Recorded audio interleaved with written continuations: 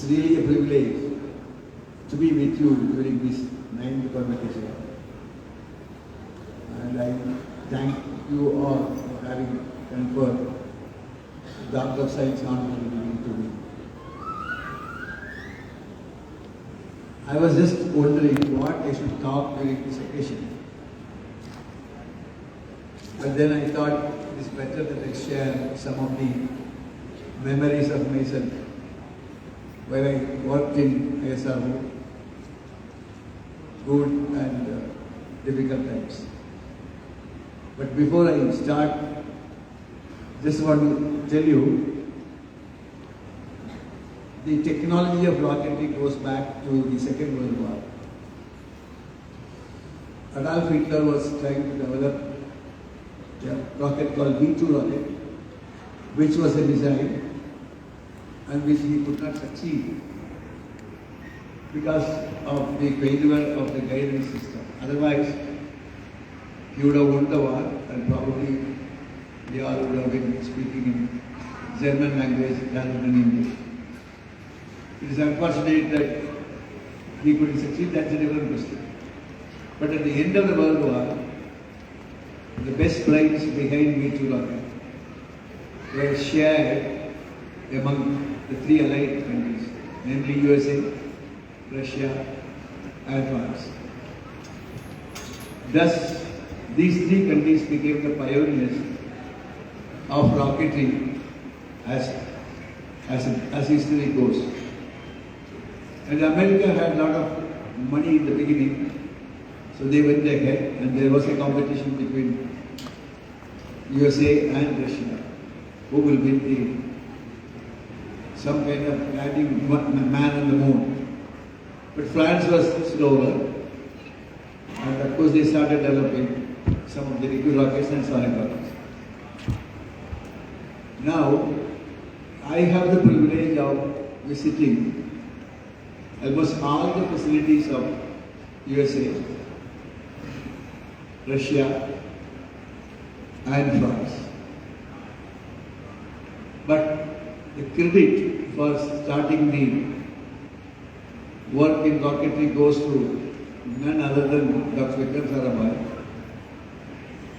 who was a visionary and a great diplomat.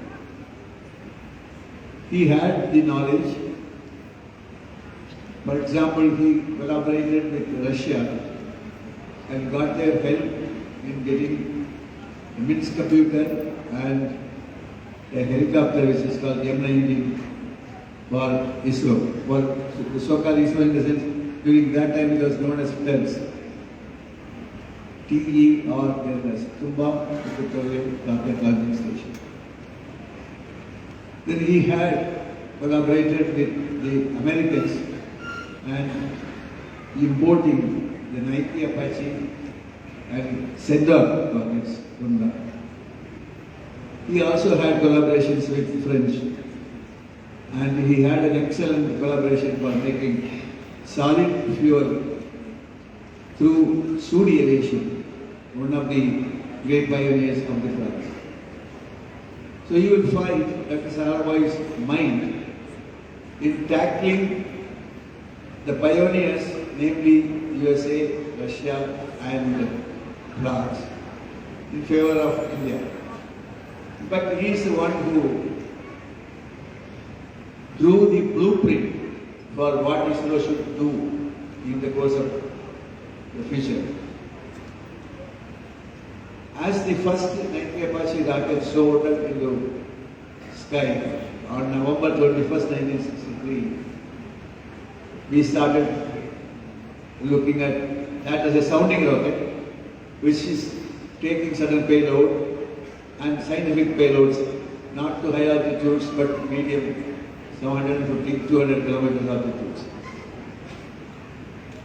Now, Dr. Vikram Sarabhai, unfortunately what happened, the first chairman of ISRO, Dr. Homi Baba, got killed in an air crash which took place in the year 1966. Subsequent to that, Dr. Vikram Sarabhai became the chairman of ISRO. Again, in a very unusual circumstances, we found him dead in his bed. 1971, December 30th, at Joanna. So we are having setbacks, but unfortunately, Dr. Vikram Sarabhai's death made a lot of setbacks for us, because I was privileged again to have a very close collaboration with him. He is such a great scientist of India. Then it was taken over by Dr. Satish Dhawan, again a great visionary. What Dr. Sarabhai drew a blueprint, Satish Dhawan gave most of the work some shape. It is in this period, the so-called SLB-3, which was headed by Dr. Abdul Kalam, was a success. 1979. He also drew the plans for PSLV, but the PSLV and then subsequently the GSLV were seen by Dr. U.R. Rao, who was the next person to give successful flights.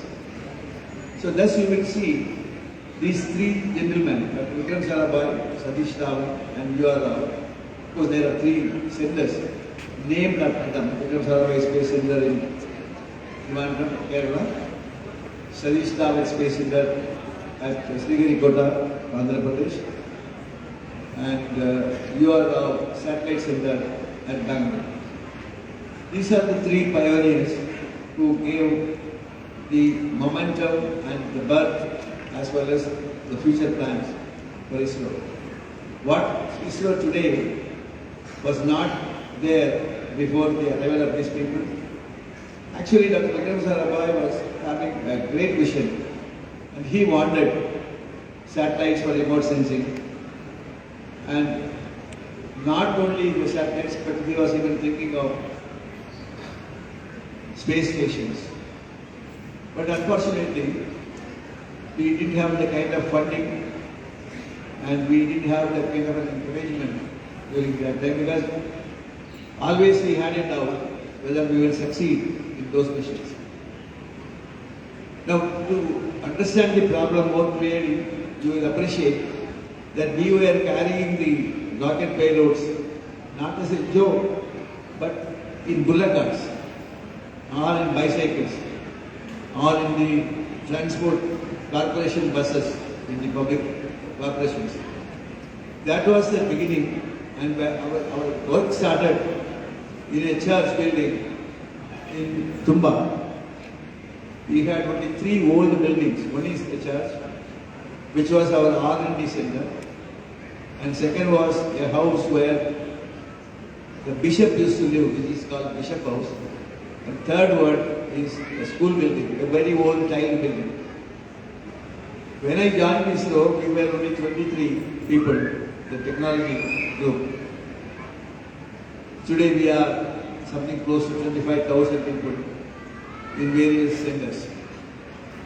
So you will see the evolution of today's technology is coming from those three pioneers.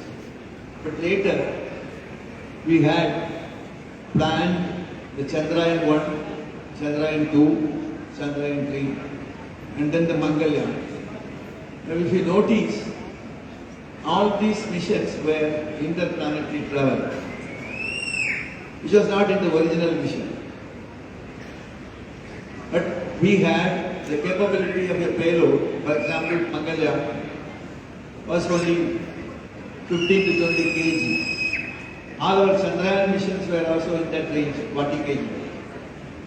The reason for such a small payload is that we didn't have high thrust engines. So I started in the year 1974 itself. We started working on liquid rockets, and it was my hard work which got into the liquid propulsion systems, and finally we gave what is today's Vegas engine. It was named after Vikram Sarabhai. And that engine, of course, we have fired more than 55, 56 times. We have flown, and there was not even a single failure of that engine. That shows the impeccability with which, or the kindness with which we were developing those rockets. Now today's ISRO is aiming at Gaganyaan project. Gaganyaan means that we are trying to have a space station, international space station. But we have a long way to go. We didn't have much of experience in the medical field relating to the astronauts. We are trying to have collaborations with Russia and China, USA. Now, at this juncture, I personally feel that like NASA for USA, like ESA for the European countries, we should have an ESA, which is an Asian Space Agency. This Asian Space Agency should rope in even small countries like Vietnam, Thailand, Malaysia, Singapore, then all the Gulf countries, Sri Lanka, Maldives, and Japan. There could be some one or two countries may not join for different political reasons. But eventually, NASA, ESA, and ESA, these are the three groups which are going to work towards interplanetary travel. Even today, though there is no ESA, you will find that dependence of one country on another country for having successful missions. For example, we had the support of both ESA and NASA in our Chandrayaan mission. Support means it is not technological or something like that. We were getting their help in tracking, in monitoring the flight path. Same way we were also reciprocating for their missions.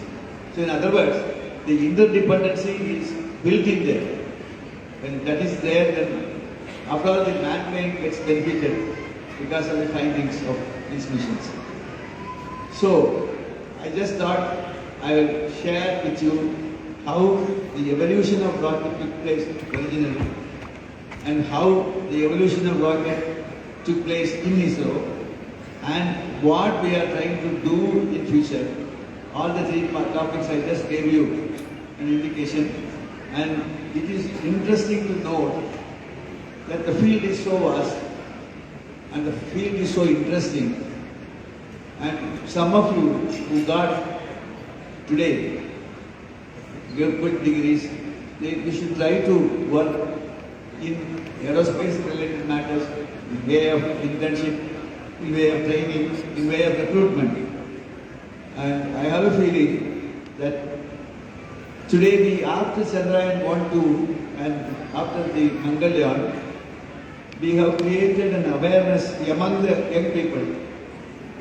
The movie which was taken on my life, Rocketry, I found my fans are 10 or 12-year-old boys and girls, because they are moved by the picture by itself. So I feel that some of you should make use of this opportunity and try to understand what is ISRO and what ISRO is trying to do and how you can contribute in ISRO missions. And I thank the university for having granted me the, or conferred a doctorate degree. I also thank all concerned. See, here is one person, Dr. Shivaram. He was the Netherlands Hospital University. He took the lead of bringing me here, impressing me that it is necessary that I should come and spend some time in letting you know what we were doing in this work. So I especially thank him for all his contributions. And Dr. Jayapakash, whom I met earlier, he still remembered me, and he was kind enough to move necessary processing systems which conferred the degree on me. And so I just thought of making use of this opportunity to thank one and all for having me in this meeting. Thank you so much.